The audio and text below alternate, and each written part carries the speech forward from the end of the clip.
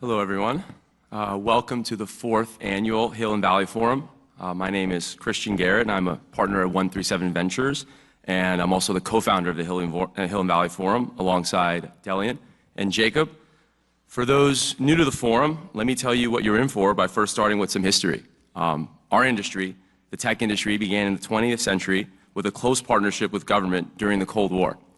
Bell Labs, Fairchild, Intel, and more all benefited from large government contracts and federal research grants to universities like Stanford, MIT, Carnegie Mellon, and more.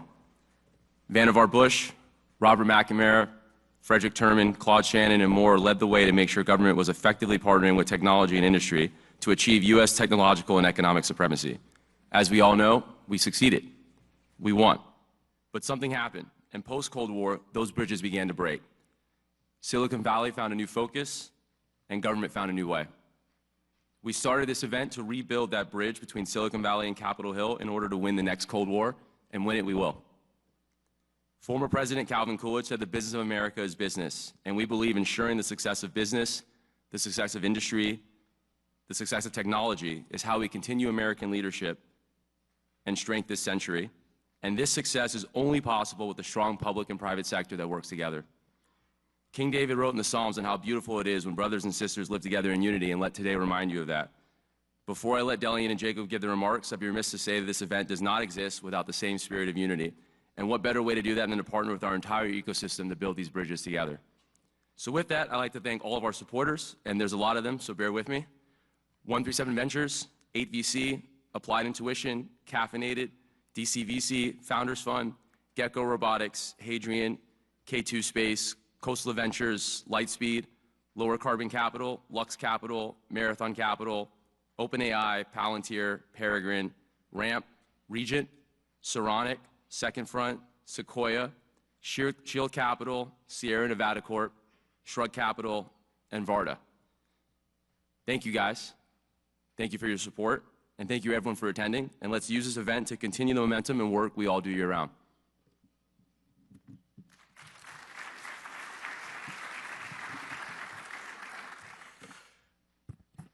Good morning, everyone. Thank you all for waking up early to come for the opening remarks rather than just waiting till Jens and Huang got on stage. So appreciate that. My name is Delian Asparohov. I'm one of the other co-founders of the Hill and Valley Forum. In my 2 day jobs, I'm also a partner at Founders Fund, which is one of the preeminent venture capital firms in Silicon Valley. And my other day job is I'm the co-founder and president of Varda Space Industries, where we build in-space manufacturing facilities to produce pharmaceuticals and reentry pods that bring those pharmaceuticals back down to Earth. We also use those reentry pods to support Defense Department priorities, like the testing of next-generation hypersonic technologies. Christian and Jacob will both, Christian spoke and Jacob will speak about the unique geopolitical situation we find ourselves in today. And today's panels will be focused on particular areas of technology that can give the United States an advantage against our adversaries. In some areas of technology, the United States is woefully behind today, like shipbuilding, where the Chinese have over 200x the shipbuilding capacity of the United States, or rare earth minerals processing and magnet manufacturing, where China has a 90% market share. In other areas, the United States has a lead, but our adversaries are clearly nipping at our heels.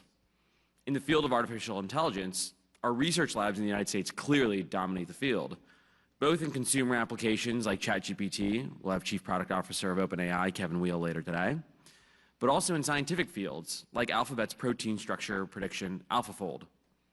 At the same time, the Chinese released DeepSeek's open source model, which gained usage across the globe and gives China a soft power by disseminating an AI model to the world that refuses to acknowledge the Tiananmen Square massacres.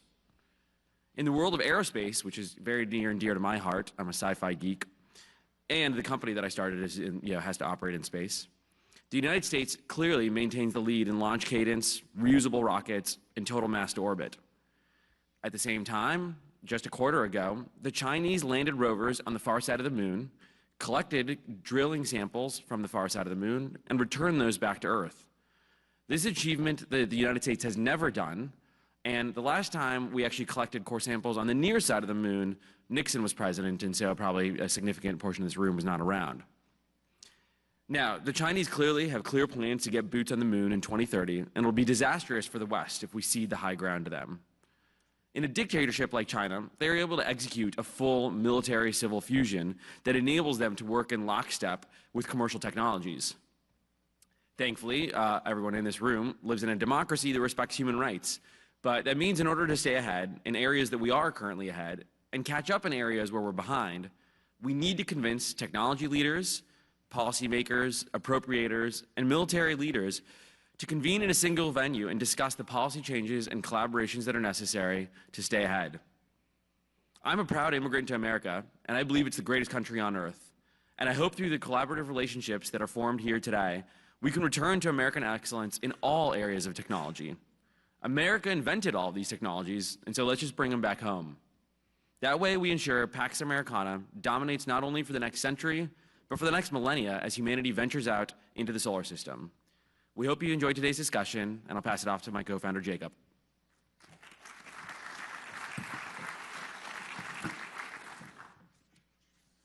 Good morning. It's great to be with you. My name is Jacob Hallberg. I am a proud advisor to the CEO of Palantir Technologies and currently President Trump's designee for Undersecretary of State for Economic Affairs. I'm very proud to say that this is by far the largest and arguably most consequential gathering we've hosted yet. While this group has grown to a record size, I see so many familiar faces as I look around this room. And in fact, I see many faces that joined the Hill and Valley Forum 4 years ago. And for those of you who were there, I'm sure you can see just how far we've come. 4 years ago, this group practically met in private behind closed doors, not out of choice, but out of necessity. The small group of technologists and policymakers who gathered back then were rebels in an environment where the conformists in Silicon Valley and Washington weren't just on different coasts, but seemingly on different teams. Just recall the reality of that moment. In Washington, it was all the rage to lash out at Silicon Valley for its business practices and behavior, and in Silicon Valley, it was nearly pious and noble to refuse to work with the US government. But look at how far we've come. In 4 short years, we flipped the script. Today, the Hill and Valley Forum has by far become the preeminent gathering of technology builders and policymakers. And thanks to the work of all the builders in this room, we've made the 2021 counterculture the 2025 mainstream culture. And we've done so by asking ourselves a timeless American question: what we can do to help the country, not what the country can do to help us. The partnership between Silicon Valley and Capitol Hill is arguably more important now than it's ever been. It's been 80 years since America has fought its last great power war. That's the same amount of time that's elapsed between the Civil War of the 1860s and the Second World War. Just think about how profoundly different those two worlds were and how profoundly different those two wars were. Technology today is accelerating on every front and completely transforming the character of warfare. History teaches us that periods of rapid technological change can lead to major shifts in the global balance of power. Upholding American deterrence in the decade ahead will require America to convert today's rapid technological change into hard power.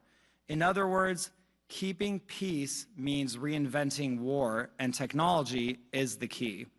Thankfully, thanks to President Trump's leadership, we'll soon have our good friend Emil Michael leading technology efforts at the Department of Defense as the Undersecretary for R&E, and we'll hear from Emil later today. The theme of this year's forum is Rebuilding America, and thanks to the policies of this administration and historic advances in AI, I believe we're on the cusp of unlocking a reindustrialization revolution in this country. This is in and of itself an American miracle. It's just been over a decade since Steve Jobs told former President Obama that Apple's manufacturing jobs were never coming back to America. Today, that same company not only announced it was moving its supply chains for iPhone production out of China, but it's also investing $500 billion in manufacturing right here at home. But it's not just Apple. Since President Trump was elected, there's been nearly $3 trillion in new private sector investment thanks to his pro-growth America First policies, which are showing the rest of the world that it's possible to make things in America again. This is something innovators and policymakers are finally on the same page about. Everyone in this room realizes that economic security is national security, and today's program will showcase the most significant advantage we have in the 21st century over our competitors, which is our people. This year's forum, from panelists to participants, is a clear reminder that we have the very best people, builders and innovators, and they are the fabric of American power and dominance. We have the best policymakers, both Republicans and Democrats, who are working day in and day out to put their country first, support innovation, and above all else, ensure the 21st century is an American one. Most importantly, we have the best leader in the world. President Trump is objectively and truly a sample of one. No one who loves this country is relentless and as resilient, and the only person able to inspire a new golden age.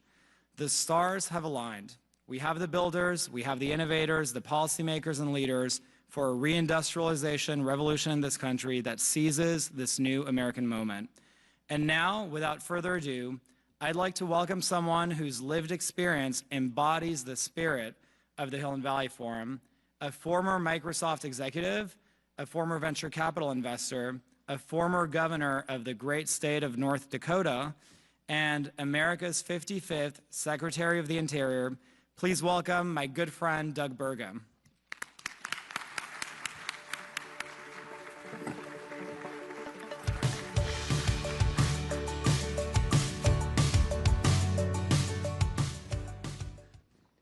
Good morning. That's all you got? Good morning. Hey, I forgot you guys have flown from the West Coast. It's actually like 4 a.m. or something for many of you. But first of all, I want to begin with gratitude, and certainly gratitude to the three founders, so Christian, Jacob, Delian.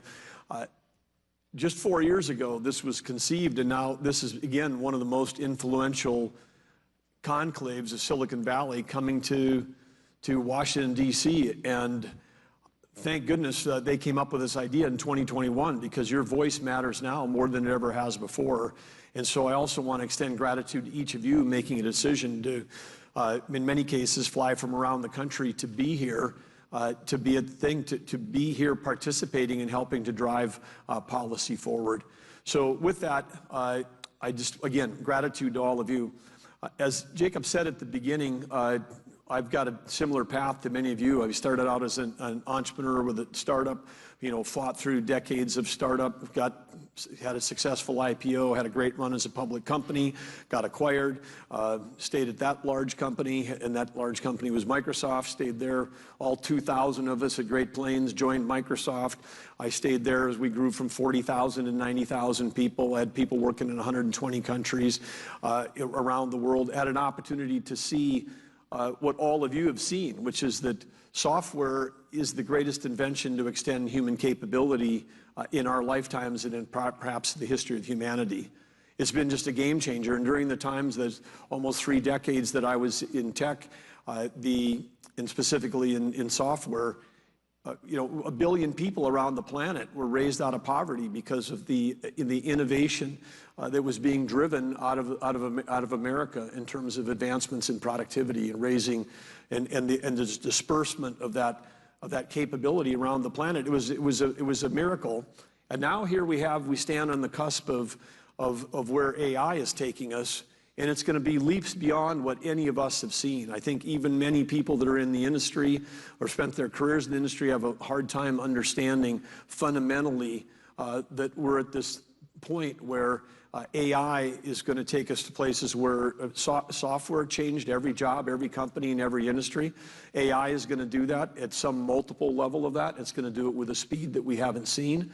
We're going to be curing diseases. We've just essentially solved the shortage of software developers with one invention, because as all of you know, I mean, the current versions of AI can code at levels that 90% of software developers can. So this has been a we're at a remarkable thing. Policymakers don't understand it. I hope that all of you understand it, but policymakers may hear the word AI, but they don't quite grab the impact this is going to have on every job, every company, every industry, and it's going to have an impact on defense. It's going to have, certainly has an impact on the cybersecurity of our company, our country, our data, and our infrastructure.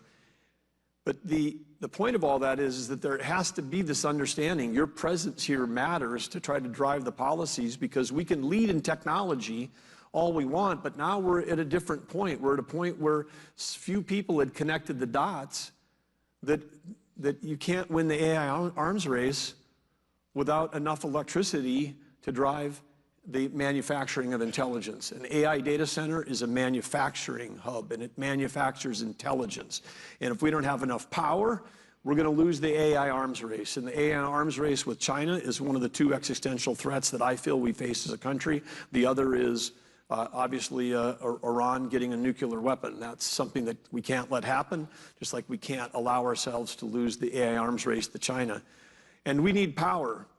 But we've been stuck and I would say Silicon Valley's been commingled with this idea for the last several decades, that somehow there's an idea that the climate extremist agenda, that somehow, a degree of temperature change in the year 2100 is the thing that we should drive every policy in America. And I've always been a little offended by that. I'm a curious person. I'm curious about, how a group could, take a spreadsheet and extrapolate data, for 90 years, 80 years, now 75 years, and say this is absolutely what's going to happen. Because many of you, have you guys seen any business plan and any projection ever turn out exactly the way it was going to be for a startup? No, I don't think so. So it's like, but somehow somehow the nation and the policymakers were putting faith in this idea that this thing was an absolute, and if you spoke out against it or even questioned it or were curious about it, then you get canceled. And why I was offended by it was because, having spent my life in innovation, like all of you, understanding that innovation has been the source of American greatness. It always has been and it always will be, was sort of precluding that somehow over the next century, that between now and 2100, we weren't going to be able to have any new invention to bend or change a curve. And it would be like sitting around in 1925 and saying, I'm going to tell you exactly, I'm going to be a future fortune teller. I'm going to tell you exactly what's going to happen in the year 2000. But whoops, they forgot to figure out, that Noyce was going to invent the chip in 1958. They forgot, that Gordon Moore was going to come along and go, wow, look at this, Moore's Law. And we're going to have the explosion of technology that we've had. And now you throw AI in the mix. We know AI is here. It's not like a mystery. It's coming. And people have known it's coming. We've always known that we were going to get to this point of capability. It's been predicted and predictable that we were going to get here. It wasn't a mystery in like 1925 versus 1958, and boom, I mean, something you never saw coming, and here's the chip that's going to transform everything.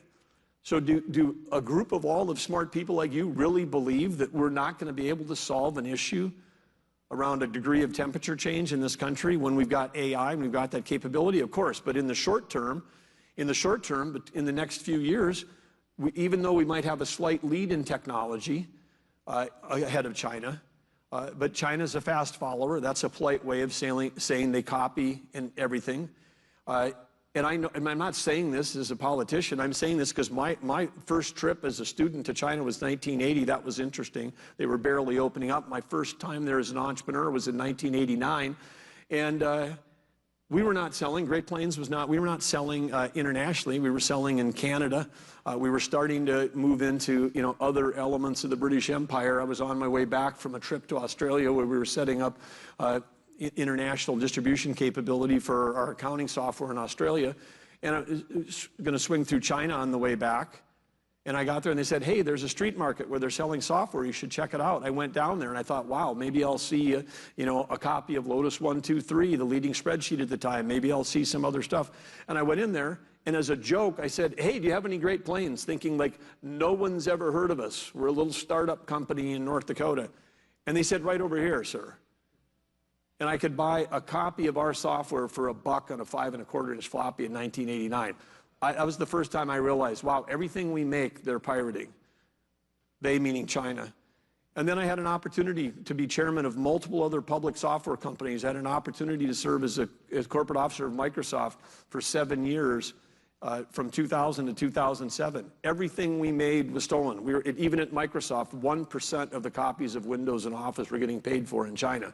So I'm not standing up here, making pejorative comments as someone who's in elected office or an appointed office now. I'm just saying my life experience is that fast followers, code word for they're going to steal our IP. And so if we have a slight lead in technology and AI, and then you're going to have a fast follower coming at you, you better make sure that we have enough electricity. But that's my point here, is I'm wearing two hats. I'm wearing the Secretary of Interior, but I'm also chair of the National Energy Dominance Council, the NEDC, and it's easy to remember that. Think of AC/DC with the lightning bolt. This is NEDC, because we already had an NEC, the National Economic Council, and you know how many acronyms are in government. You can't have two important organizations with the same acronym. So NEDC, housed inside the White House, our job is to help make sure one of the goals that we have is to make sure, one of the mandates we have, one of the directions from President Trump is to make sure we don't lose this arms race, make sure we have enough electricity to power this country, and make sure we have enough critical minerals, and make sure that we've got enough ability to sell energy to our friends and allies so they don't have to buy it from our adversaries. You don't end up with Western Europe being dependent on an adversary for their energy. So we've got multiple goals that we're pursuing. But the one that's most important to this group is focused here is domestic electricity. And guess what China's been doing?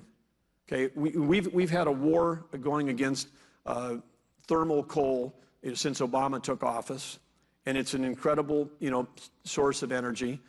We've got hundreds of years worth. We have all the technology innovation that exists in places like my home state, where we can take out every emission that you would be concerned about, including CO2. That can all be solved with innovation. It can all be, that CO2 can be used as value-added products. It can be sequestered. It can be used for enhanced oil recovery. We had a company that was taking CO2, putting it in the ground, more in the ground than the oil was coming up, with people producing carbon-negative barrels of oil. You don't need to, go have $900 per avoided ton subsidies that all of you are paying for to drive an EV. We can decarbonize liquid fuels. All of this available through innovation. We can do all that. But meanwhile, it's like, no, we got a 4-letter word. We hate it. It's called coal. It's not big, beautiful coal. Any coal plant running in America today is incredibly clean. They've survived the toughest. Many of you would be out of business and would not have survived the assault on your businesses if you were regulated as heavily as the coal industry has been. Anybody that's still standing is an innovator and a patriot in that business. And our job is to make sure that we don't close any more of them. Our job is to make sure we don't become Spain. Spain celebrated the closing of the last coal plant on April 12th, just over a month ago. They were celebrating a week ago about how they'd achieved their first day of all renewables, and then they were shocked to find out that the physics of the grid, when you don't have the actual physical mass of flywheels running in places like thermal plants run by natural gas or run by coal or run by geothermal or run by hydro, where you've got permanent 7 by 24-hour power, you can have grid failure. That's a window of what could happen in the U.S. We came dangerously close to that story being about us this winter. On the day that President Trump was elected, or not elected, the day that he was inaugurated on January 20th, the PJM grid, which extends from here, from the Pentagon to Wall Street, 60 million people, about the same number of people in the PJM grid as in this situation in Spain and Portugal and part of France right now, 60 million people. We were this close to having the same thing happening. Rolling blackouts. And when you have a rolling blackout like that, if you are all renewables, the flywheel's not there to kickstart and start that engine again, which is why they're having a challenge getting everything rolling again in Europe. But that morning at 5 a.m. on the day that President Trump was being inaugurated, we had 70% of the power in the PJM grid was coming from fossil fuels. 22% was coming from nuclear. 0 was from solar because it was 5 a.m. There's a catastrophic failure every 24 hours in the solar in producing with solar, because every night the sun goes down predictably and it produces no power. And I know that you're saying yes, batteries, but we're not there yet. We're not there yet in terms of that capability. We don't have enough battery storage to run New York to Washington, D.C. I mean, not even close. I mean, we can do load transfer for several hours for a household or maybe overnight, but we don't have the capability to support in entire states and entire industries and AI data centers and manufacturing and defense and Wall Street. So we know that that solution is not there because all of you know that batteries are not operating on Moore's law. So we were there, but and then you say, okay, so we have 70% fossil fuels and 22% nuclear, and well, nuclear is coming back into somewhat favor, and we're highly supportive of nuclear. We're highly supportive of exploring the cutting edge of fusion. We're highly supportive of small modular nuclear reactors. We know that there's VC dollars, but I think you all know that that's not going to be a solution for right now. I mean, that might be a solution for 2030, 2032, but right now we're facing a real existential threat, China. And what's going on in China? China opened up 94 gigawatts of coal last year. 1 gigawatt's Denver, okay? They opened up 94 Denver's worth of coal last year. And this is not U.S. beautiful, clean coal with all the emissions out. This is 1970s, type plants. They're just throw them up and go. Who cares about emissions? China in the Paris Accord could keep emitting until 2035. They could keep increasing their emissions. They're the world's largest emitter now by a huge margin, and they're being very successful at a strategy. We don't care about emissions. We care about power. We want to get power to all of our people. We have power to power manufacturing. We have power to win the AI arms race. That's what their strategy is. And they've got 30 nuclear plants under construction. They're spending hundreds of billions of dollars on hydro. I mean, they've effectively, with the Yangtze, it's like it'd be like us building a dam on the Grand Canyon. Can you imagine? I mean, we're tearing down dams. They're building dams. Hydro is great baseload power. So it's like, we could have a slight technological edge, and we could maybe even have a longer one if you could actually protect our IP. But if we can't protect our IP, then we have to win the power race, and we're losing the power race. President Trump declared on day one a national energy emergency.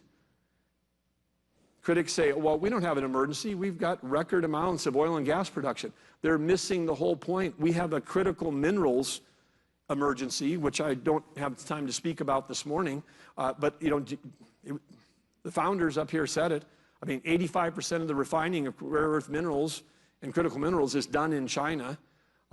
They've got with their Belt and Road, whether it's pulling it out of the Congo or Indonesia, open pit mining, slave labor, no reclamation. Yeah, they got low cost. Anybody in the U.S., you get behind a critical mineral, rare earth mineral startup in this country, and guess what? China dumps into the country. So we're working on a plan at NEDC where we've got to have sovereign risk insurance, not against a foreign country, but against our own, that if you put capital into a project that's related to fossil fuels or a project related to critical minerals and mining, that if somebody comes along in a future administration with an executive order that if they want to wipe out if they want to wipe out what you've invested in, they've got to write you a check to pay you for your lost capital. Future administration shouldn't be able to say, no, with a stroke of a pen, we're going to kill this pipeline project, even though that company's got $3 billion in the ground in pipe, labor, and easements, moving a legal product legally permitted. But we've just decided we don't like it for idealistic, extremist reasons. That if they want to do that, they may have the executive power to do that, but they should have to write a check to you and your companies. And so sovereign risk insurance is one thing. We need stockpiling of critical minerals in this country across the top 20 ones where we're most exposed, just like we have a strategic petroleum reserve. We have to do that. And then we've got to think about, actually, for the first time, the federal government itself getting in as a partner with you as an equity investor in companies that are doing the processing. And we're moving at this at light speed because right now, if there was an actual war going on right now, we are in a huge precarious position relative to China because we did manage to kill, along with the timber industry, we've tried to kill the grazing industry, not we, but the previous administrations. And certainly mining has been about as welcomed as coal in this country. But when we develop coal, I mean, you should also remember there's two kinds of coal, thermal and metallurgical. But on metallurgical coal, you need it for steel. And all of you know that we've got to have steel going in our country. If we want to get back in shipbuilding, if we want to get back into defense, we have to have that. And so again, this is why that it's not just drill, baby, drill. It's map, baby, map. We've got to figure out where all the resources are, and believe me, we have them. Just in interior, there's 500 million acres of surface, 700 million acres of subsurface, and 2.5 billion acres of offshore. All of these, we can protect every square inch of our national parks. We can protect, every square inch of our national wildlife refuges, because they make up a small portion of those numbers, those massive amounts of lands that are our last best special places we can take better care of than we ever have before. And how are we going to take care of them? Because we're going to actually drive revenue. The largest balance sheet in the world would be the U.S. federal government, throwing another 200 million acres from the U.S. Forest Service. There isn't a company in the world, not even Saudi Aramco, that come even close with the balance sheet that the Department of Interior plus USDA would have. But what's our return on that? You're all investors. What's the return? The return. When Theodore Roosevelt put away those lands, he said that that was for the benefit and the use of the American people. That was for all of us. You've all been told, you all know the answer right now. If I gave you a quiz to one question, what's the U.S. debt? In your head, you're all saying to yourself, 36.5 trillion, because you all know the number. If I said to all of you, next question, what's the asset side of that same balance sheet? How many trillion on the asset side? If there's 300 of you here, we'd have 300 different answers, because there is not an answer in Washington, D.C., because you could maybe go over to Treasury and they'll tell you, here's what our financial assets are. What's the value of the 500 million acres of timber and land and rare earth minerals? We got a rough estimate last week, just the coal resources in this country could be worth 8 trillion, just the coal on public lands, not the coal that's on private lands. We just found out last week there might be 23% more oil and gas underneath the Gulf of America than was previously thought a month ago. We know that now that there's an opportunity to develop critical minerals from undersea mining and do that safely. We have such an opportunity to get a return for all of you and your children and your children's children, get a return on the amazing assets that is the natural resources of this country. If we want to balance the budget, if we want to reduce interest rates, we have to thoughtfully do what Theodore Roosevelt said, because he said that conservation was as much development, sustainable development, as preservation. And so we have a huge opportunity in this country going forward. We can win the AI arms race with China. We can have enough power to power our cities. We can build grid security. We can support all of you. And we can get back in the game where we're not relying on imports for all of the things, because we've shut down American development across all of our public lands. And in closing, I want to say, I'm sure that you're saying, hey, I've got a bunch of team members. That's great. You said that. We're here in Washington. But all of the people that work for us, still believe that, that we've got to save the world. We've got to save the environment. We got to stop, cutting any trees. And we stopped cutting trees, after the spotted owl. Now we burn more board feet of timber by many, many tens of millions a year than we actually harvest. Okay, we burn it because we got uncontrolled forest fires, because there hasn't been forest management for 30 years in this country on public lands. And it kills people, it kills communities, it kills jobs.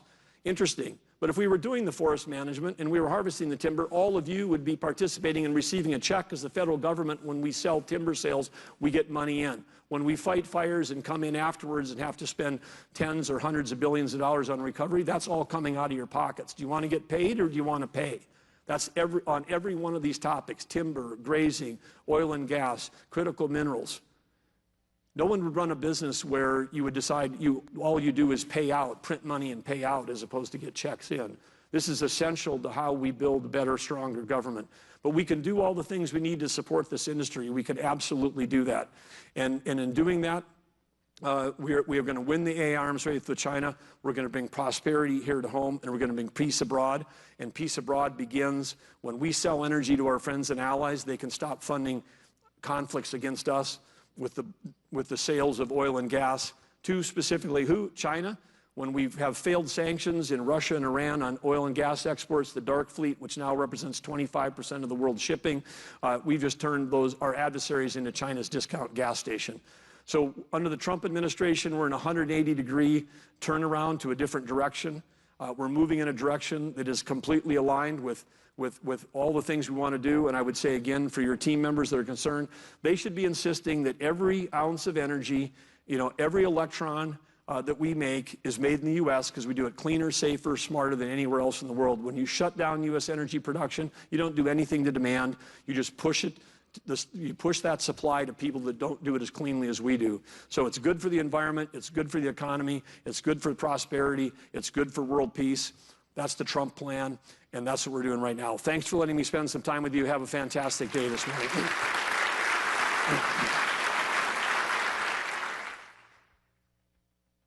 And now, a special address from Senator Bill Hagerty.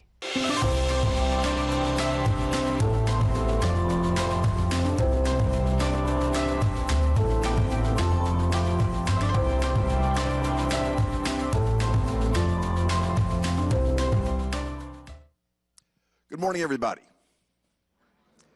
Boy, this is a tough act to follow. Every time I hear Doug Burgum, I learn something new.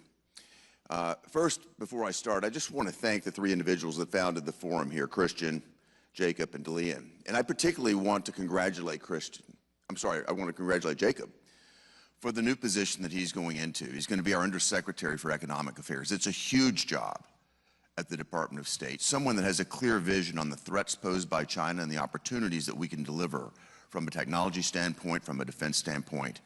We couldn't have a better person going into this position. I look forward to helping make Jacob successful. I look forward to helping getting him confirmed, and I hope all of you will find ways to help him be successful as well. What I want to convey today is a message of optimism.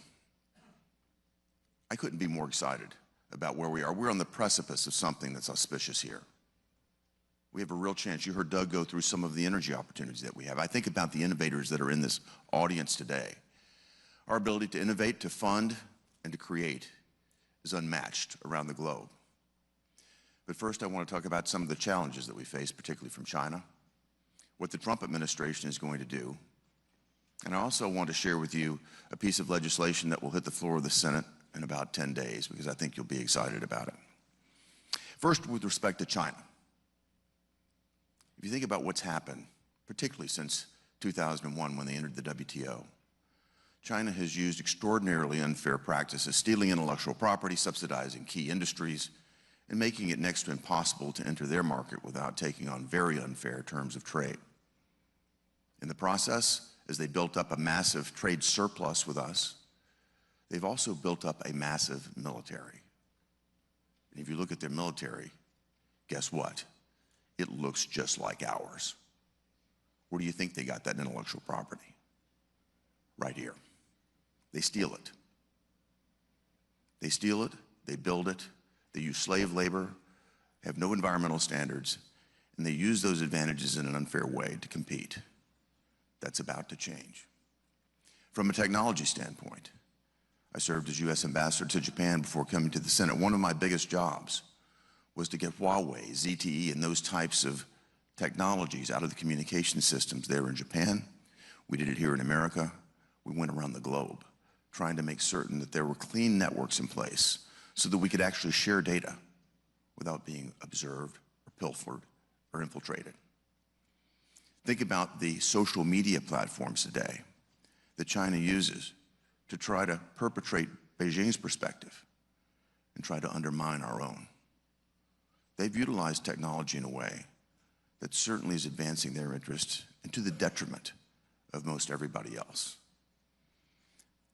The time has come for this to end. And that's going to end right now, and let me explain to you what the Trump administration is doing and what we're supporting in the United States Congress. First, we're going to get our economy moving like never before. My colleagues and I are working at pace on extending the 2017 Tax Cuts and Jobs Act. What that will do is it will lower corporate tax rates. It will help you know how to expense and depreciate. It will facilitate capital investment, and by making it permanent, it will facilitate capital investment over the long term. We saw this happen before the pandemic. Once this was put in place, the U.S. GDP grew at about twice the rate of any other major economy in the world. It can and it will happen again. Deregulation. Over the course of the past 4 years, the Biden administration implemented regulation after regulation, compliance cost after compliance cost, permitting requirement after permitting requirement. As we've summarized this and calculated the incremental annual compliance cost of all of these new regulations just in the past 4 years, it's $1.4 trillion per year of incremental costs borne by American companies that companies in China certainly don't have to bear. As we go through and clean out these sclerotic regulations and trim them down, we're going to increase the operating income of American companies. We're going to allow American companies to take their assets and their resources away from the confusing compliance cost and focus on more productive activity. Deregulation is going to have a real positive impact on our economy as well. You heard Doug just talk about where we can go with energy. Our conversation has gone from energy independence to energy dominance now. If you think about it, energy is an input factor cost for almost everything that we manufacture in America. Certainly everything that we make here has to be moved.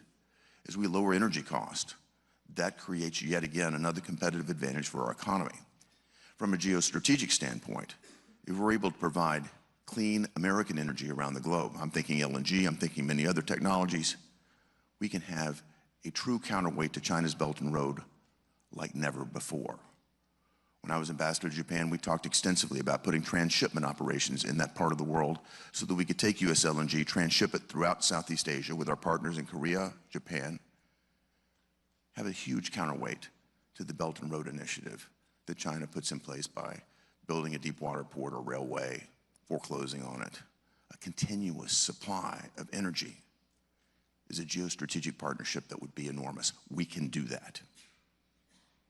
Trade and tariffs. This has been probably the topic of conversation for me the past 4 or 5 weeks. I was in the Rose Garden the day the president unveiled the new tariff roster. This has created a tremendous amount of confusion right now, and I think the media are amplifying this in a way because they're so invested in President Trump's failure, or their desire to see that. But here's what's happening. We're rectifying imbalances that have occurred for decades. You've got to go back to World War II to put this into perspective. We tried to help economies that were devastated by the war. We put in favorable terms of trade with Europe, with Japan, with countries that were in a shambles. But what we should have done is put a time limit on it, maybe a GDP per capita limit. What we have now are very imbalanced terms of trade. Think about it. We build a car here in America. We build it in my home state of Tennessee. We ship that car to Europe. We have to pay a 10% tariff to the Europeans. They build a car in Europe and send it to us, 2.5%. I don't think anybody would do that deal today. We're in the process right now. I talked to Jameson Greer, our trade representative, yesterday. He's been working at pace at this. I worked with him very closely when I was ambassador. We did 2 trade deals with Japan. An extraordinarily competent person. He is working with multiple countries right now on term sheets that will get us to a place I think will be far better. So we're in the middle of a negotiation right now. I try to remind my friends this. I hope we can make it as short as possible. I think we will. But I think that over the medium to long term, we're going to see much more favorable terms of trade and then a focus on China that does not play by the rules. And it's time for the rest of the world to join us to bring China to the fore and get them to play by the rules. Finally, I just want to touch on a piece of legislation. I just want you to be aware of this. It's called the Genius Act. But what it does is make clear that we're going to facilitate the use of US dollar-denominated stable coins here in America. For the last 4 years, we've seen a war on any type of decentralized finance, particularly cryptocurrency, crypto technologies. That is about to change too. We're going to see that innovation stay here, reside here in America, and grow. And I'm happy to lead that legislation and see it happen here in America. For 8 years, we did not get a piece of major legislation through the Banking Committee. We just did it with my legislation a few weeks ago. It's going to hit the floor of the Senate. It's going to become law very soon. This puts America on a new path of innovation, just one area. But I hope you'll see this is an example of where we're headed as a nation. In closing, I'd just like to say this. I want to thank all of you for what you're doing because America has the greatest source of innovative capacity, of technological know-how. We're a magnet for that sort of talent from around the world. We have the ability to finance it. We have the ability to move it. We have the ability to deploy it. And hearing from people like Doug Burgum, who just talked with you, from Alex Karp, one of my favorites, you're going to be fascinated with what Alex has to tell with you next and the potential there with technology and our national defense. We can see the next century become our century. We can deal with the predatory practices of countries like China. With leaders like Jacob Hellberg coming into the administration, I could not be more optimistic. So thank you. I hope you have a great session. Sayonara.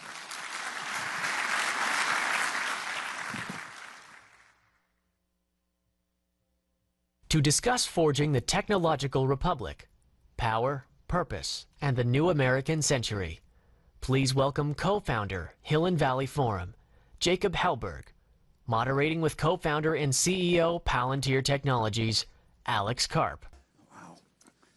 Alex, it's great to see you since last year's Hill and Valley Forum. Since then, you published a book, and I'm sure everyone in this room wants to know, how has the reception of Western values, the concept of Western values that you wrote about in your book, evolved since last year's Hill and Valley, but also since the release of your book? Well, first of all, congratulations on many accomplishments. And when you first started this forum, it was like in a small room that you could fit 5 people in, and now you have everyone who should be here, and as far as I can tell, everyone in DC talking about it. And yeah, so I'm delighted to be here, and we've known each other for a long time. And so first of all, I wrote this book, which The Technological Republic. The biggest surprise, honestly, is that anyone read it. And then it was a #1 bestseller. And the basic way the book market works in this country is you write, it's like a little bit like yoga versus Taekwondo. It's like in yoga, it doesn't really work, but you feel good about feeling good, and you don't really know what you learned, and you go once in a while, and somebody famous said do it. And that's how you sell one kind of book. And the other book is like Taekwondo. You get lots of belts, and it doesn't really work. And if you get in a real fight, you get your ass kicked. And that's how you sell a book. And we had neither, and it's a real book. And there's and it's not, by the way, like by Palantir, although obviously that's the logical conclusion of everything. And then to top everything else off, it's kind of intellectually erudite. And the central thesis is the obvious truth that Western society, defined by meritocracy, rule of law, and honestly, mostly by competence, is superior, and that very few societies are willing to have a plan of any kind where they could be around in like 100, let alone 1,000 years. And then there's a lot of discussion of how you could organize something so it's actually highly competent, so meritocracy, and then kind of unique structures of what we do, at least at Palantir, which is low hierarchy, low title, high competence, some stuff actually stolen from the SAS and from German military Auftrag, so you get a mission and then you have a lot of authority there, and considering a lot of the world is kind of powered by Palantir-shaped things and ex-Palantirians. To your question on the reception, I think it's been, the Valley was a place that, went through a lot of phases. The beginning phase of the Valley was Silicon Valley post and during World War II, where the Valley built products that were useful, raised the standard of living, and was the center of cohesion in America and the Western world. And then at some point, there was the whole consumer internet where people figured out that a few people get wealthy, and if you said platitudes that were obviously stupid, you could... You're getting wealthy off of killing Palestinians. Palantir kills Palestinians with their AI and technology. Oh. You're killing my family in Palestine. Yeah. And, What kind of person are you? How do you sleep at night? Well, if you... Shame on you. Do you want to hear my answer? Sure, go ahead. Okay. So, I think the primary cause of death to Palestinians... Okay, do you want to hear the answer, or do you want to yell? Well, you don't want to hear an answer? Obviously. So the primary source of death in Palestine is the fact that Hamas has realized that there are millions and millions of useful idiots that will...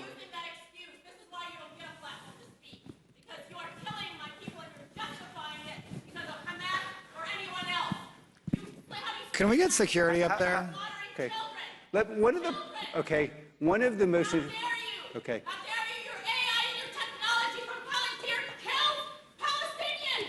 Mostly terrorists, that's true. No, it's not. If you say mostly, so it's okay to kill Okay. innocent other Like, if your argument was so strong, wouldn't you let me talk? It's so strong. It's so strong. It's so strong. Your argument is okay. That's. Thank you for. Anyone else who supports this technology and AI to kill Palestinians? If your argument was so strong, you'd let me talk. You don't deserve a platform. If your argument was.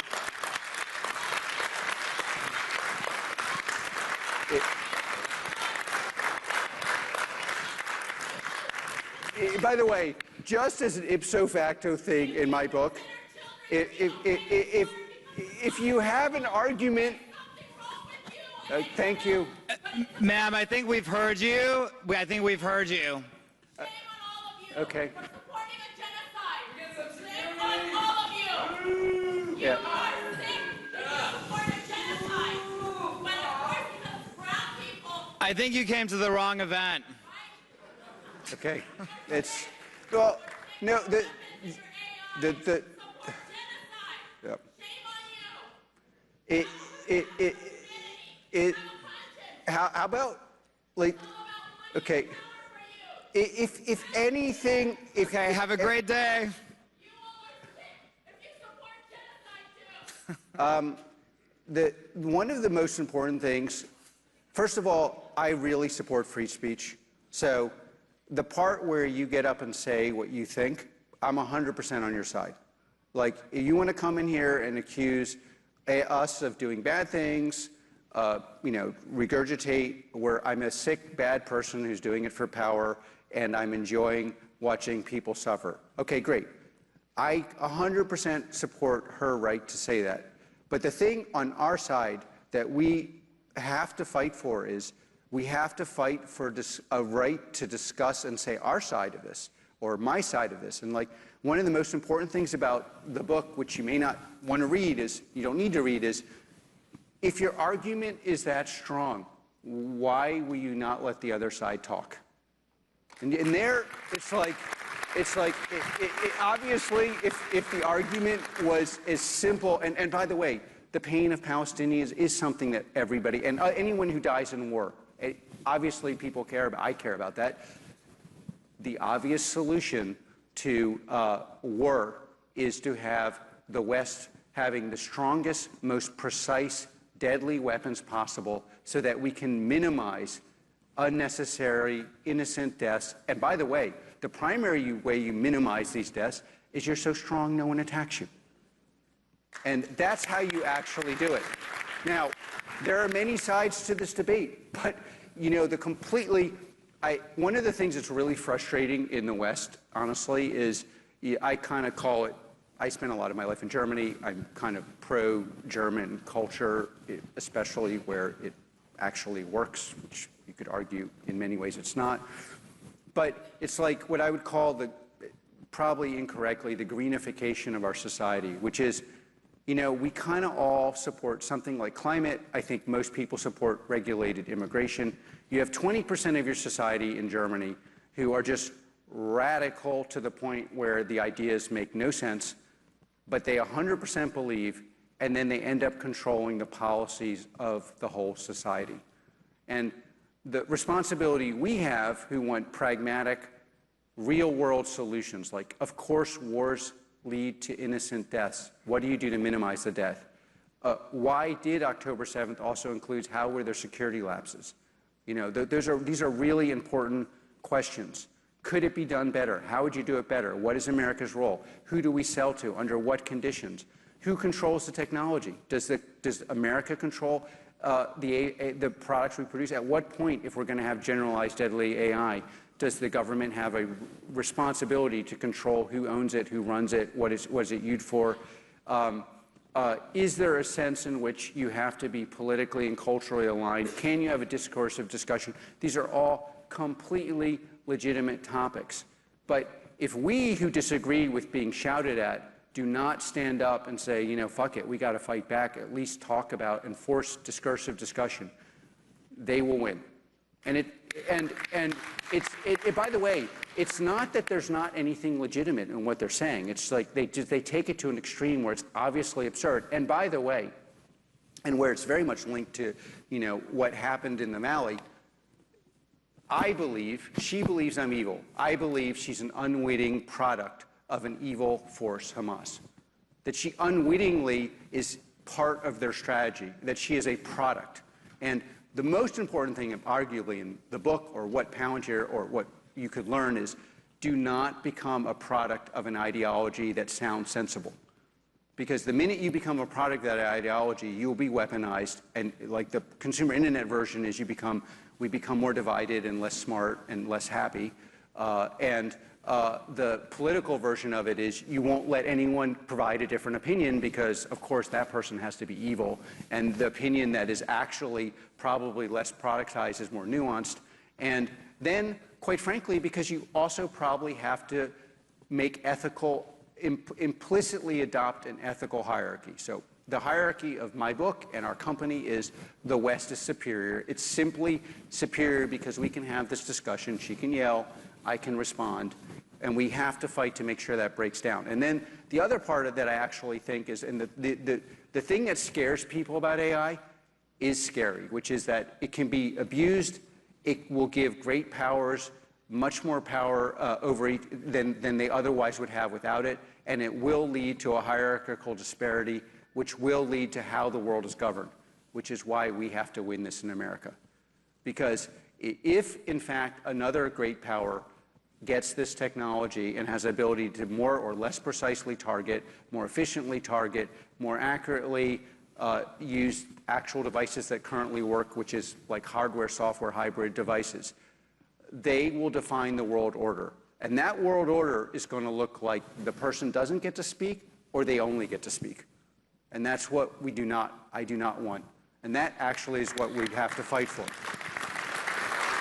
And Alex, if I could just add something, in cases like this, in the freedom of this country, you're attacking the U.S. government. People vote with their feet. What is happening in Gaza is a disaster, and you are responsible, Palantir.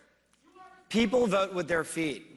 In the freedom of this country, these protesters are using our democracy to attack our system of government, and we support their freedom of expression. But it's important to remember that the freedoms they enjoy here, they would never be able to cause this circus in Gaza. And so it's important to keep that in mind. So, shifting gears a little bit. I haven't had this much fun in a long time. Maybe I should come back tomorrow. This is like I'm actually a reformed academic, and I spent most of my life, there are many Palantirians here, actively hiding my dyslexia. It's probably the only thing I've ever hidden. Like, I probably should have hidden more of my personal life, or definitely should have hidden my political views. I should have, I got lots of people to quit Palantir. I didn't want to quit by telling them things that were seen insane or offending them, which I apologize for sometimes. The dinner table basically was, obviously it wasn't just shouting, but like discursive, and there usually was an aunt or an uncle who was occasionally over who would pull something like this, but it was usually from the far left, just like, but the means of production are so stacked against the working class, how can you have a view? So it's somewhat cathartic. So in this room, we have a lot of builders who want to build great products and who want to build great companies. Obviously, Palantir is now, I lose track of the market cap, $220 billion market cap, depending on the day of the week. What are some of the organizational lessons that you think have made Palantir a great company, and what advice do you have for policymakers to make our government culture more efficient and effective? By the way, I believe we're in our infancy, but I think every real company that succeeds at a scale, like, basically I think there's a binary thing in the history of companies, like, can you get to $1 billion in revenue or not? And it's an important metric because parts of a system can go well and can get you pretty far, but if you can cross the $1 billion mark, then something has really gone well, and it's not just something falling together. And I would, to get to that kind of mark, you have to have a founding team where people are doing something where they have a primordial level talent, I mean inborn talent, that they're willing to dedicate every ounce of their life to, probably for 5 years or more. And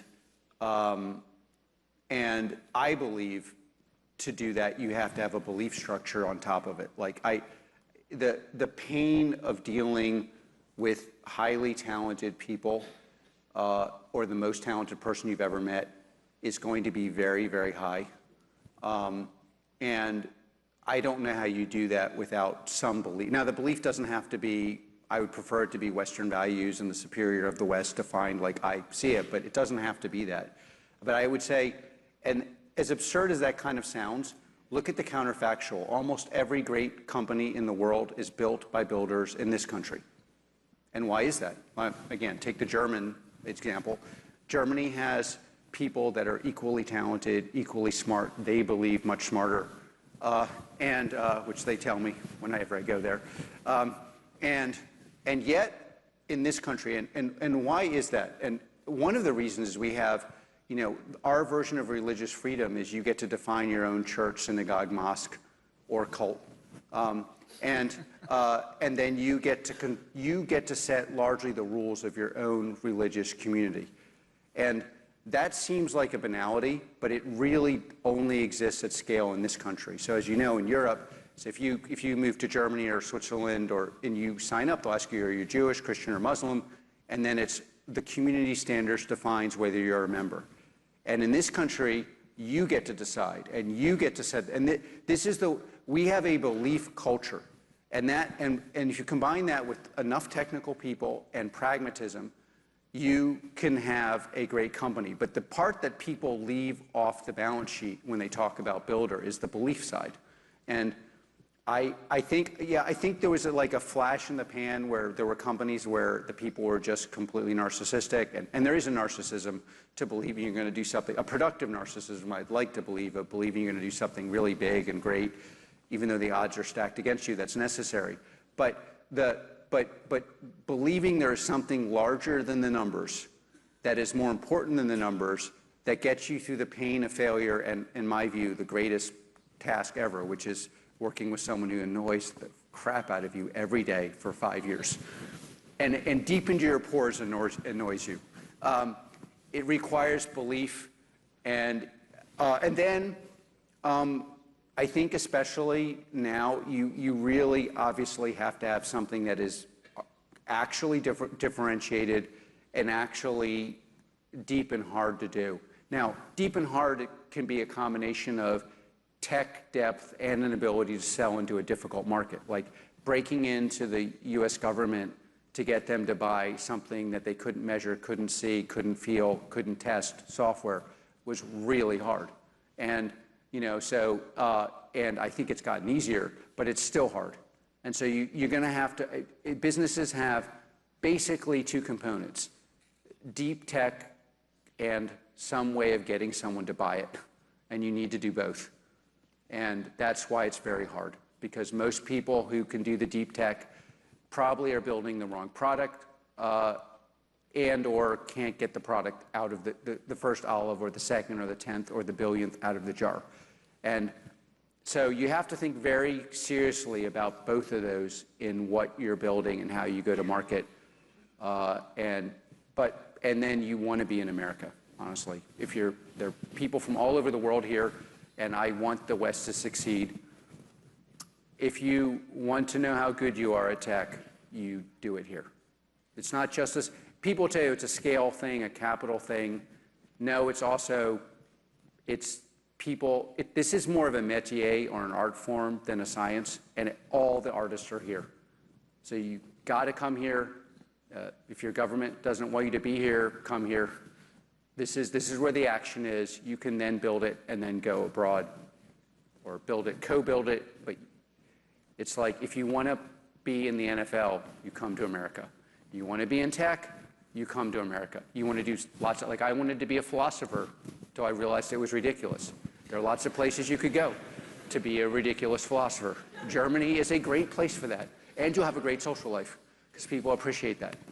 But, so this is where the action is. And it's really important not to ignore these banalities, because they will determine your fate. And then, it's really important to have dialogue. You should have a low tolerance for stupidity. I mean, in public, when you're talking to people, you really want to steelman it's a contradiction, but you want to steelman everything you encounter. How could this stupid thing actually be true is a really important question. But if the stupid thing is actually stupid, no matter, and if it comes from a world-class wealthy person, it's still stupid. It's stupid, but again, you can't just write off things as like, this is obvious. You have to spend a lot of time figuring out, is something that otherwise looks dumb actually smart? And that's hard to figure out. But that it's not a prestige thing. A lot of smart people and accomplished people say things that used to be true. And like, one of the reasons we succeeded at Palantir, like, we sued the government. I've told the story 1,000 times, so some of you have heard it. But I sat here, and the most famous people sat there, and they said, if you sue the government, everyone will know you're an asshole. And I'm like, God, I don't really view myself as an asshole. I didn't realize coming out as being, and so, and we sued the government. And they were right that it was really stupid, and I was right that if we didn't change the way procurement was done, this nation would not be strong and good, and we would fail. And there are a lot of people here in this room who, have great companies because of their innovation and their hard work and their dedication to specialized talent, and also because we sued the U.S. government, and now there's something like meritocracy. So you're still shooting uphill.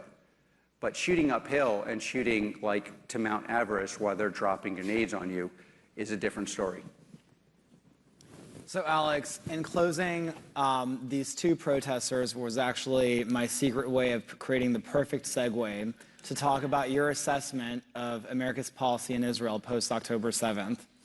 And I wanted to ask you, where does Palantir, as a philosopher, you opine a lot on cultural issues, and Palantir took out a full-page ad in the New York Times post-October 7th to say Palantir stands with Israel. Where do you source that moral conviction? And can you explain to us a little bit why that's so important to you? Well, I think at the end of the day, moral conviction is just conviction. And for better or worse, we have it at Palantir, and lots of people don't agree with our convictions. I do think having moral conviction is one of the main it's too simple to say you have clarity of conviction and therefore you're going to succeed. That's not true. But it is, I do think the inverse is also much harder than people think. Without any kind of conviction, I think it'd be very hard to stick with. We had 17 years of where everyone was short Palantir. Everyone. And we stuck with it, and then also the kind of highly meritocratic environment comes with pain, and so you need conviction to get that to work. And flat hierarchy means everyone's telling you you're stupid all the time, so you need conviction to get that to work. But on like the general, the West has to survive, I think we have a way of ordering our life that is very special and is very underappreciated, often by our elite institutions especially. And if we lose it, we will lose everything that makes everything work in this world. I don't know exactly where the source of my personal convictions come, although it's more just a belief structure. But I'm very proud we have them. And I think, as importantly, like every time we reach a new milestone, so $1 billion, in each segment of our company, or one of the more important attributes of it is you win arguments in this country and industry by having conviction that leads to big tendies, which is a retail investment way of saying money. And so if you want to convince the world that you're right about something and you're a builder here, one of the best ways to do it is to build a great business, because everyone will listen. You know, the stuff I'm saying now is arguably the same stuff I've been saying for many, many years, and it wasn't that worth, you know, it's like, so I think you win arguments, and you win arguments by basically building a castle of success and letting people look at it, and then they basically assume that the way you see the world. And by the way, again, this is kind of in the book, but one of the most important interactions I had was a very poor graduate student. It was so poor, I had this family in this rural village that gave me a coat. And in Frankfurt, there were, of course, in Frankfurt, no one knew a fascist during the war. Like everyone was, in this village, people were like, yeah, I was basically a Nazi, and I talked to them. And one of the most important things I learned from them was, you know, it was the fact that America and American ways of thinking made them healthier and wealthier and happier that changed how they saw the world, much more than anything else. And if you want to change how people organize, if you want to create a discursive environment, if you want to widen the aperture of access to things that work, educational reform, including AI, meritocratic institutions across our society, including universities, you've got to show it in action, and then people will judge you by the fruits you bear, and that will have an enormous impact. And so, like, you know, one of the reasons I think a lot of us still fight, both current Palantirians, ex-Palantirians, customers, partners, investors, fight for us or defend us, or at least tolerate things they may not exactly agree with, is because they know we're fighting to get something to actually work. And that is actually how you shift the dialogue. And if you want to steal man, why are they yelling and not talking? What are they building? You know, one of my favorite things, I have most of my family is left of center. And one of my favorite things is, and I view myself as a classic liberal, my first question is always, show me an institution you respect that's actually working. And that shuts things up very quickly. And I say, I'll give you an institution you don't agree with a lot, my company, and it's actually working. Why don't you try to figure out how you can take some meritocracy and put it into your worldview, because that might work. How about a little bit of discourse? That might work. How about working with people who disagree with you? That might work. How about taking something and building something where the inputs are much less than the output, which is the primary determinative of something, if something is working. And then what you will get is you essentially split the ocean. One side will yell at you and tell you, you can't say this, you can't think this, you can't do this. And the other side, people who equally do not agree with me, will be like, yeah, you know, that's a real challenge. And it's those people that don't agree with you, that are open for a system that actually works, like a system that any system in a differentiated, complicated society below which we cannot regress without destroying all of our lives is going to have certain attributes. Talented people are going to succeed more. Hardworking people are going to succeed more. There's going to be wealth inequality. How do you solve that? You're going to have to deal with ways to test for merit. There may not be the simple ways we know.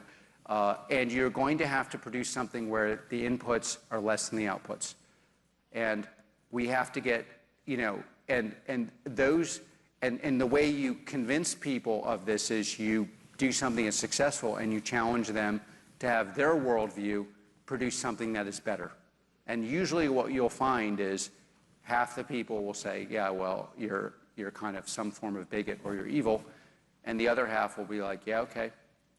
And then that's how you organize things, and that's how you actually make a lot of change. Alex Karp, everyone, the CEO of Palantir.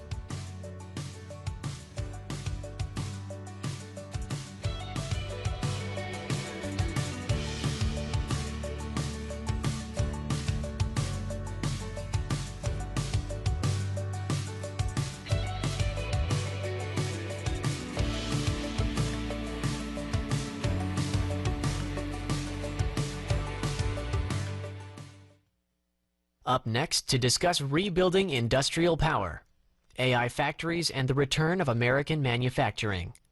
Please welcome co-founder, Hill and Valley Forum, Jacob Hellberg, moderating with President and CEO and...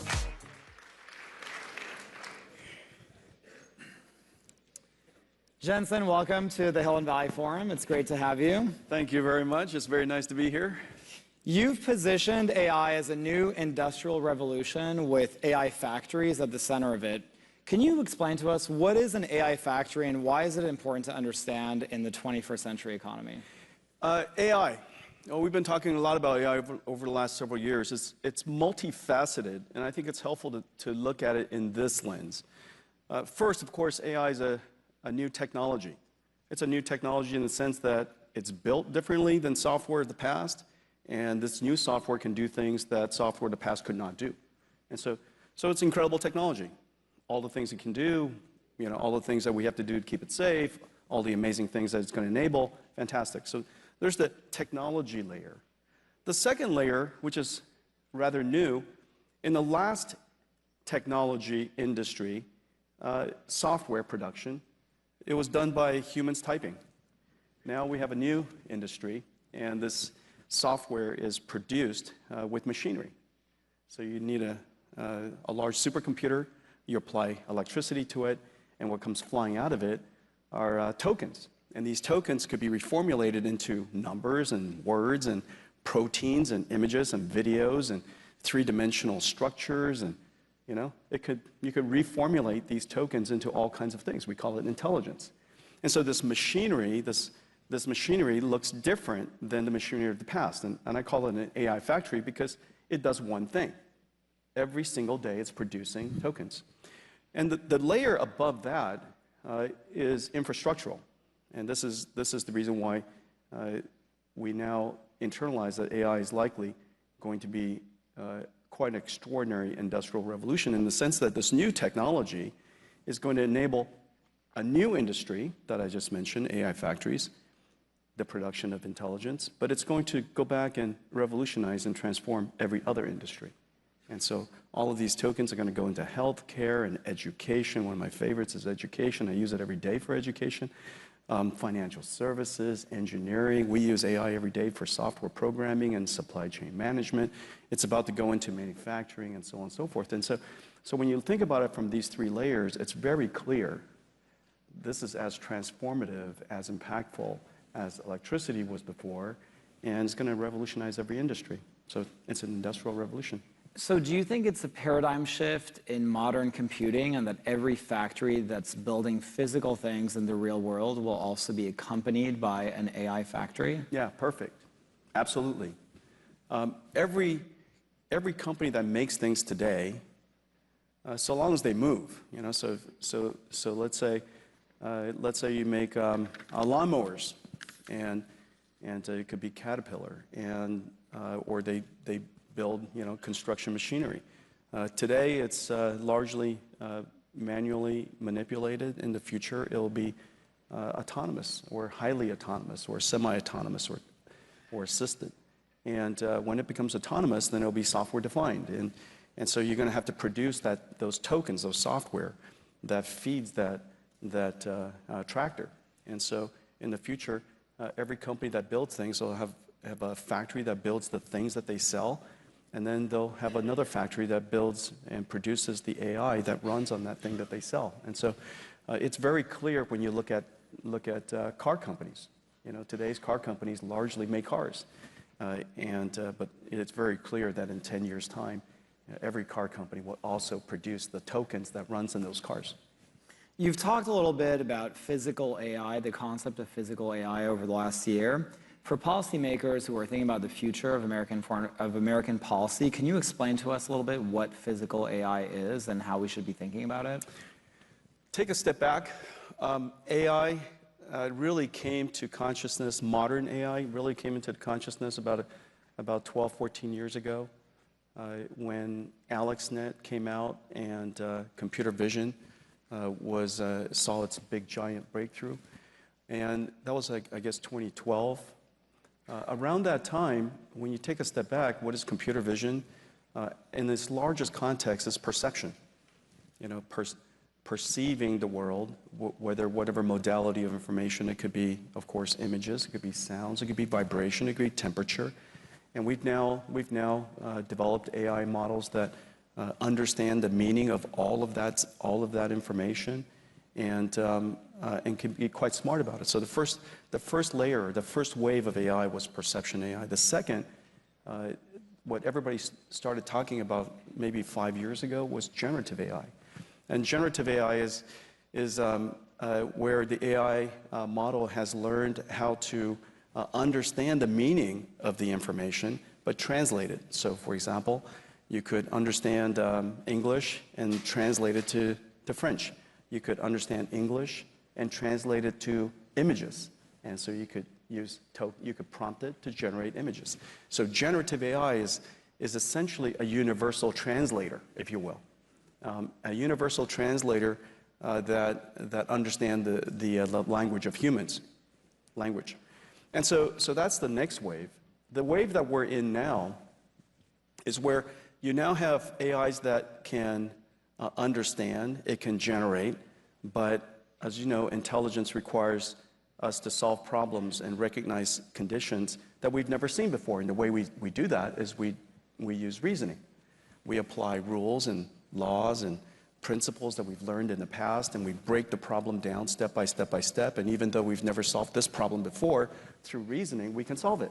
Okay? And so one of the unique capabilities of intelligence. And so we're now in this age called reasoning AI, and reasoning AIs allow you to produce a form of digital robots. We call them agentic AI, agents. It has agency. And so an AI that can understand the task that's been given, it can go off and learn and read, use tools like calculators and web browsers and spreadsheets, and then come back and does something for you. And it could be something related to supply chain, so it accesses SAP. It could be something related to HR, access Workday. And so these agentic AIs are essentially robots, but they're digital workforce robots. And so in the future, we're going to be the generation of CEOs that are going to manage biological workforce as well as digital workforce, and HR department for the biological workforce, and our IT department are going to become the HR of agentic AI, right? And so we have this. This is kind of the phase we're in today. Well, the next wave, and this is where the largest industries of the world are going to benefit. The next wave requires us to understand things like the laws of physics, friction, inertia, cause and effect, the fact that I tip that thing over, it's going to fall. When I set the bottle down, it's not going to go through the table. And so all of these common sense physical reasoning abilities that children have, that our pets have, most AIs don't have. I roll a ball over the kitchen counter, and it goes up over the top, and it disappears. Well, the AI thinks it's disappeared, but your dog knows it's on the other side. It understands this concept called object permanence, and it didn't go into another metaverse, and so it runs around the table and gets it. And a robot needs to learn that if you want to go from this side of the table to that side of the table, you can't go through the table. You're going to have to reason about how to go around the table. And so all of these type of physical reasoning things is what's called physical AI. And when you take that physical AI and then you put it into a physical object called a robot, you get robotics. And this is really, really important for us now because we're building plants and factories all over the United States. And we'd like to build it in a way that takes advantage of the latest technologies. And so hopefully, in the next 10 years, as we build out this new generation of plants and factories, they're highly robotic, and they're helping us deal with the severe labor shortage that we have all over the world. So many people have talked about this concept about the fact that we're in an AI race globally. What do you think the U.S. government needs to do to win that AI race, to have the very best AI technology? First, in order to have a race, to do well in a race, you have to understand the race. And you have to understand the resources that you're working with, the assets that you have, the assets you don't have, your advantages and your disadvantages. And some of the things to realize is that AI is fundamentally at this core level, and going back to the 3 levels that we're talking about, at each level, we have to make sure that we understand the game. And this game isn't, there's no 60-minute clock on this thing. This is an infinite game. And so most people aren't very good at playing infinite games. Nvidia is now 33 years old. We've been through 3 computer revolutions, from the PC revolution to the internet to mobile, and now we're in AI. And so you have to, in order to thrive across all of these different changes in the environment, you have to understand how to play games. And so the things that I just described, understanding the game, understanding the assets you have, really important.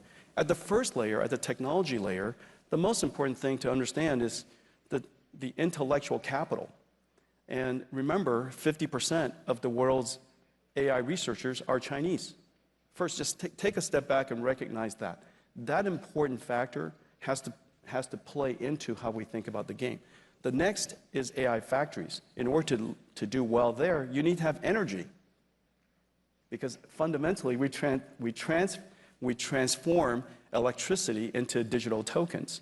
Just as the last industrial revolution transformed atoms through energy into, steel things and physical things that we know, cars and things like that, buildings and things like that. And the generation before that, we gave it water into a machine called a dynamo, and what came out was electricity. And so now we have electricity go in and tokens come out. So the next layer requires energy. The layer above that is just happening now. And it's really, really important that we understand that ultimately the winners of the last industrial revolution wasn't the country that invented it. It was the country that applied it. And the United States applied steel, applied energy faster than any country. Everybody else was worried about things like labor and horses being replaced by cars and those kind of matters. But the United States we just took it and ran with it. And so the infrastructural layer above that is about the application of the technology. It's about not being afraid of it, wanting to engage it, reskilling our workforce so that we're able to apply it, encouraging people to adopt it. And so when you look at when you look at AI through the lens that I just described, the framework that I just described, each one of the layers has its own, if you will, challenges and opportunities, and the game's a little different in each one. On the workforce point, the press has been so focused on weaving the narrative that AI could potentially lead to mass displacement of labor and mass unemployment.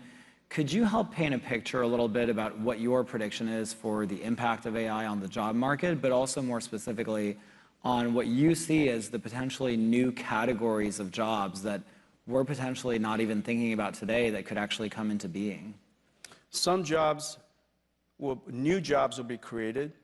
Some jobs will be lost. Every job will be changed. Okay, so let's just break it down. It's always easy to go to one extreme from another, but I always find it helpful when you break the problem down, reason about it from its first principles. And again, in this framework that I just described, at the lowest layer, as you know, and Jacob, you're deeply integrated into venture investment, and you know what's going on in AI. And you know at the foundational layer, it's because of AI that San Francisco is back. Okay, anybody who lives in San Francisco, you'll know what I'm talking about. Just about everybody evacuated San Francisco. Now it's thriving again. It's all because of AI. And AI creates a new type of job, and the fundamental reason is because it's software development, but done in a different way. We've changed every layer of the technology as a result of AI. What used to be human-coded software running on CPUs are now machine learning-generated software running on GPUs. And so every single layer, the tooling of it, the compilers of it, the methodology of it, the way you collect data, curate data, use AI to guardrails, use AI to teach, use AI to keep the AI safe. All of that technology is being invented right now, and it creates tons of jobs. At the next layer, this is where the giant opportunity is. Remember, I just said that we're going to create a new type of factory, and this factory has electricity come in, and it generates tokens out. A 1 gigawatt factory, let me just put it, 1 gigawatt factory, and we're in the horizon building something like 7, 8, 10 gigawatts of AI factories. 1 gigawatt factory is $60 billion. $60 billion for 1 gigawatt. 100 megawatt factories is pretty commodity now. It's pretty commonplace. And so you just divide that by 10. But $60 billion is the annual, one factory is the annual revenues of Boeing. And to build it, you have to finance it, creates a lot of jobs. You have to build out the site, the shell, creates a bunch of jobs, construction. You got carpenters, you got steel workers, you got masons. You got to build out that factory. $60 billion factory. This thing is gigantic. You have to have, mechanical engineers, electrical engineers, plumbers, and then after that, all the low voltage stuff, all the IT and the networking. After that, operations. That entire cycle is about 3 years. A whole bunch of new trade jobs have to be created. These trade jobs, in the last computer industry, the last computing platform shift, the number one critical path for most companies' growth is software engineers. This next layer, AI factories, the number one is going to be trades, the trade craft. And I think this is terrific. Our country needs to acknowledge that tradecraft is respectable work, and it's critical work, and it's necessary to build a country. And so we want to encourage tradecraft, electricians, plumbers, carpenters, steel workers, the whole span of it. We're going to need a whole bunch. And then now, above that is when we can start talking about how are these AI agents going to change the work of doctors or financial service professionals or customer care. Or in our company, just as a starting point, every single software engineer is now assisted by AI assistants. And the amount of code that we check into the company is incredible. As a result, our productivity has shot up through the roof, and we're hiring more people because it enabled us to create more things that the world desires. It increases our revenues and increases our ability to hire. And so I think that layer above really wants to engage AI as early as you can. Remember, it's not AI that's going to take your job. It's not AI that's going to, destroy your company. It's the company and the person who uses AI that's going to take your job. And so that's, something to internalize. There's been such a huge amount of focus lately on bringing manufacturing back.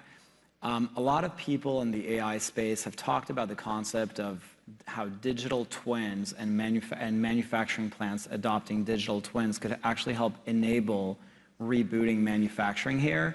And simultaneously, the CEO of Apple, Tim Cook, recently said that one of the main bottlenecks to reshoring and making the iPhone here was having a good and precise robotic arm technology. So on both counts, it really seems like AI could be an enabling technology for manufacturing and reshoring. Could you tell us a little bit more about what your prognosis is on that? Yeah, well, first of all, manufacturing is not about low-cost labor. Advanced manufacturing today is software. The entire factory is software-driven. The entire factory is one giant robot, and it's a robot orchestrating a whole bunch of robots inside. And so these advanced factories has a lot of people in it, but it's largely technology. And so I think the first part of it is in our industry, and I'll just talk about mine, the ability for us to manufacture end-to-end from silicon to the AI supercomputers here onshore is a terrific opportunity, and I'm delighted that the administration is really encouraging and supporting the industry to onshore manufacturing. This is high-quality work. It's advanced technology work. Doing it onshore is a fantastic opportunity for the country, and I'm very enthusiastic about it. We're huge proponents of it.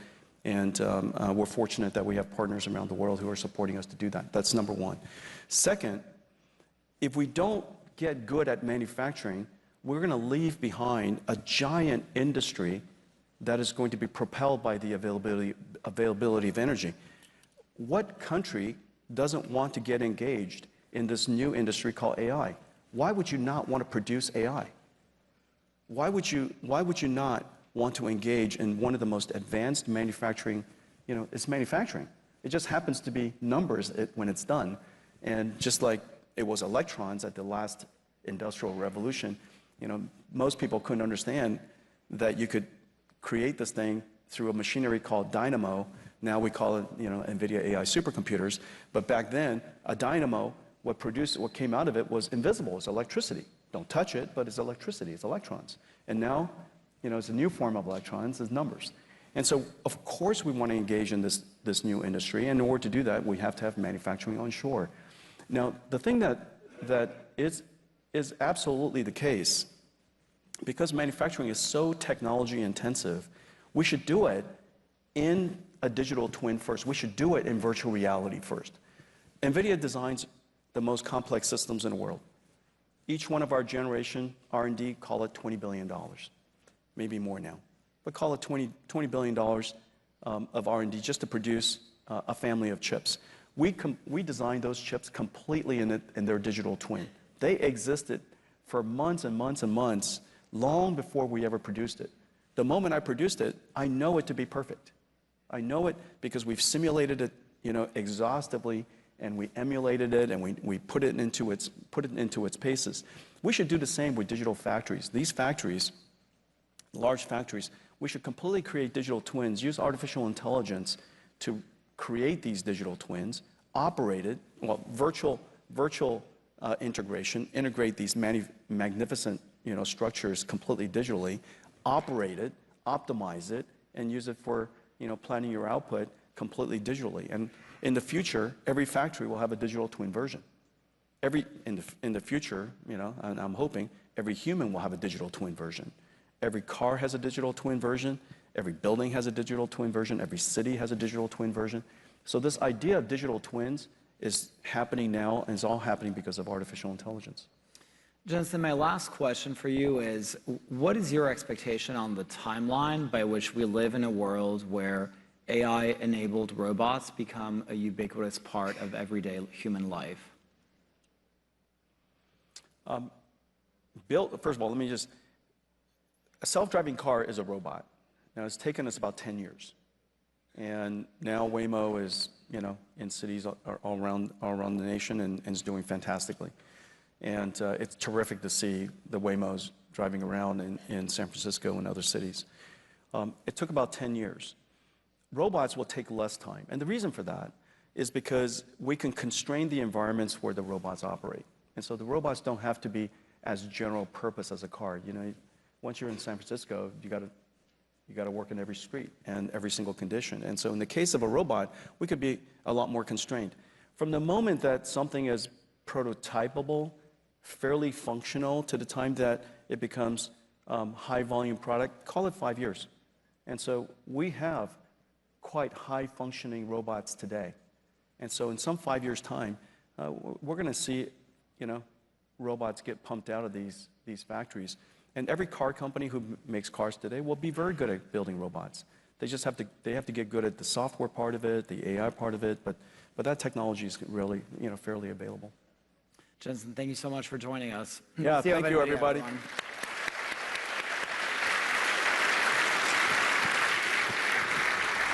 Thanks for And now, a special message from CEO of Oracle, Safra Catz. Technology companies play an increasingly important role in defending Western values and supporting the U.S. government. Can you describe how Oracle sees its role in that space and how you as a leader have approached that responsibility? Yeah, we actually take that responsibility very seriously. There is nothing more important ultimately than making sure that our warfighters and our entire defense industries have the absolute best. Really, the things they need are always critical to what we do at Oracle. Remember, we started working for the CIA way, way back. That was our very first customer, and after that, NSA. So our whole, really, the center of everything we think about is how do we get the very best to the people who are spending their time defending all of us and defending freedom. And so for us, that has always been job one.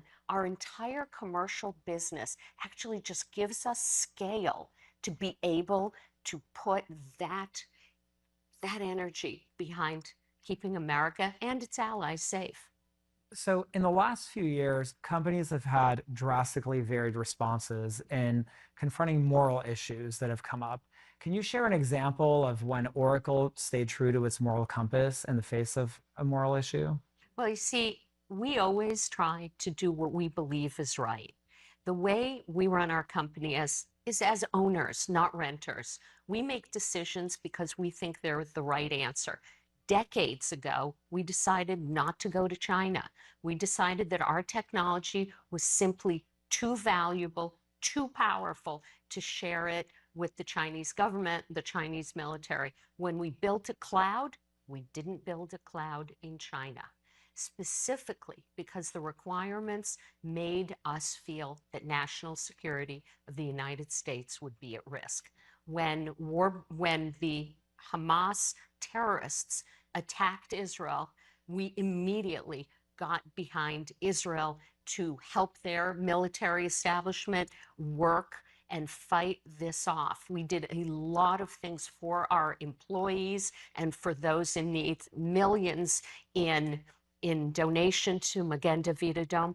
But in some ways, one of the most important things I thought we did was we put on all our websites around the world in local language, we stand with Israel. And anyone who had a problem with that, they had a problem with us. And the truth is that that strong statement actually wasn't pushed back on. Even in countries that you would think Israel might not be very popular, my whole view was if you're with rapists, murderers, and child killers, we're not interested in working with you. What we actually found is that in every country, our business went up, not down. And we didn't think about that when we did it because we thought it's important to stand with the ones that were right. And I'll tell you, it wasn't even a hard decision. And we've made many of these decisions, including when Russia invaded Ukraine. We helped our Ukrainian employees immediately evacuate, often under fire. We resettled their families so they'd be safe. That's always our focus. I'll tell you, many times we have found that in times of trouble, if you are calm and know the difference between right and wrong, you're in a very safe place. And it actually gives strength to our employees and a real understanding to our customers of where we stand. AI is now a top priority for the US and its allies.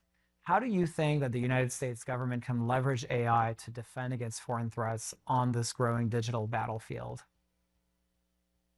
This is a very important moment. And it's quite a challenge, I think, for our government right now, because though for decades the world's most important data is in Oracle systems, they are in many, many of them. And the problem when they're in stovepipes is they're not really AI ready.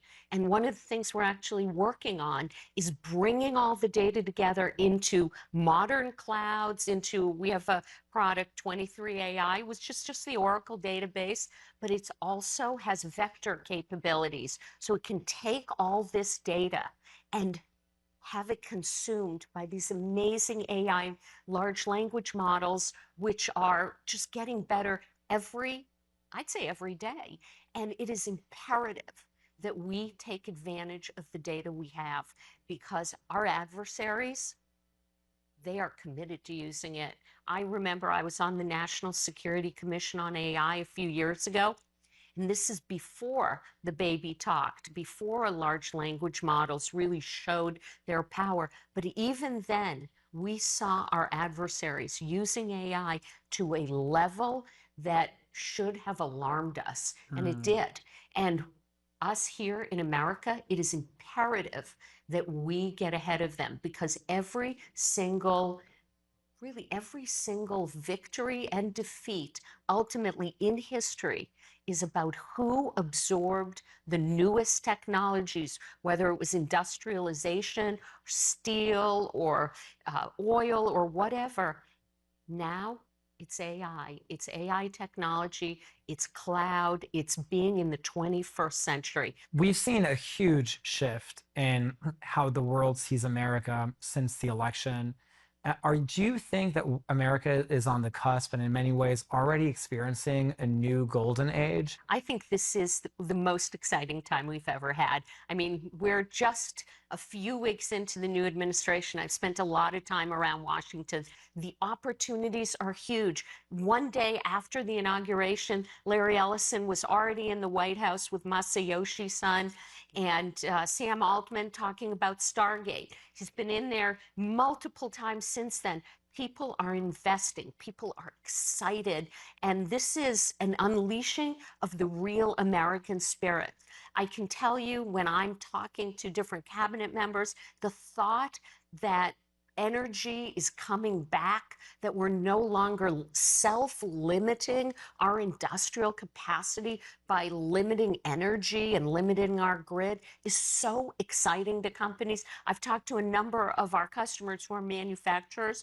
They're bringing manufacturing back into the United States. So I'm incredibly excited. You can imagine, you know how long I've felt this way.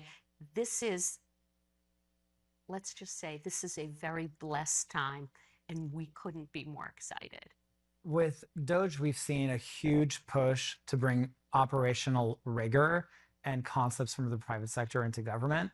I'm curious, as a leader of one of the world's largest corporations, in the tech industry, there's a lot of talk of first principles. What are some of the technology first principles that you've seen throughout your career that have proven successful that people in the government can draw inspiration from? Well, I would say rule one, keep it as simple as possible.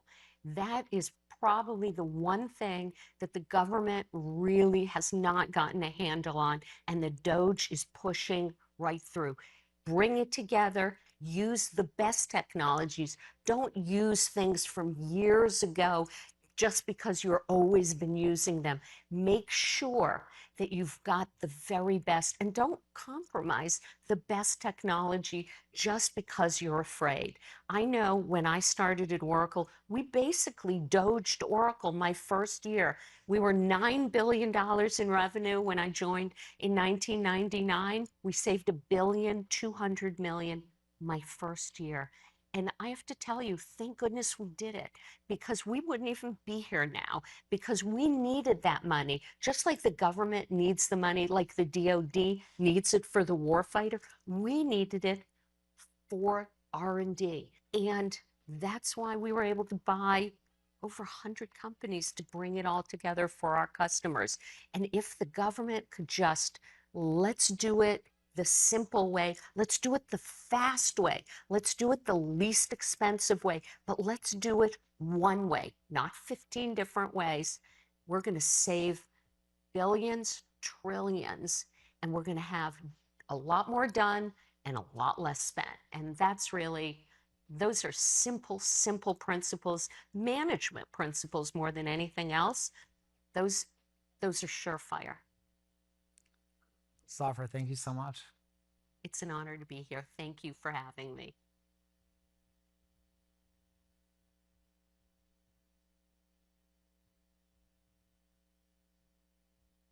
Now